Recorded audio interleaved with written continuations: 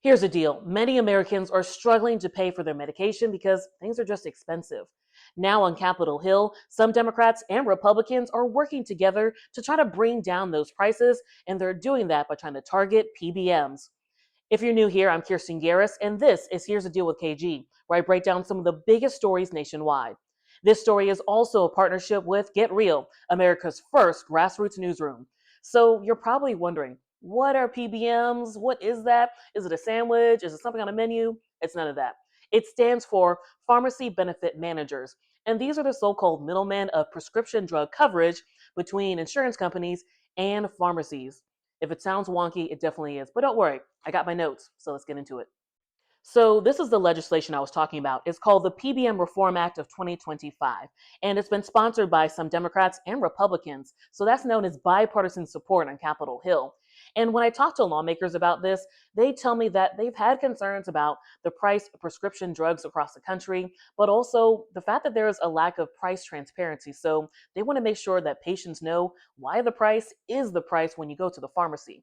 So, this legislation does a few things. It will increase that price transparency so you know what the price is. Two, it also adds more enforcement so the federal government could crack down on PBMs when they aren't following the rules. And lastly, this bill would also ban what's known as spread pricing, and that affects, again, what you pay at the pharmacy. Now, you don't have to listen to me.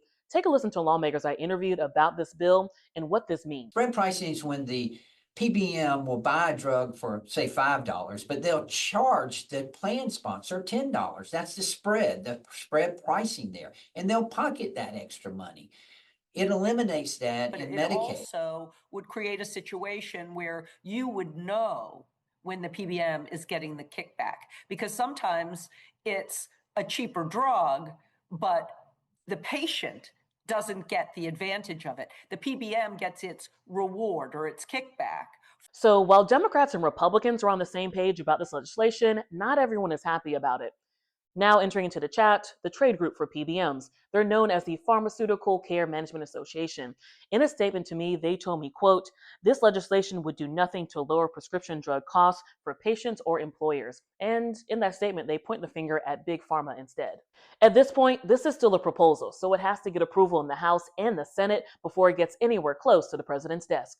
Now, if you'd like to contribute to Get Real News, America's first grassroots newsroom, just check them out on social media, on TikTok, Instagram, and their website, getrealnews.org.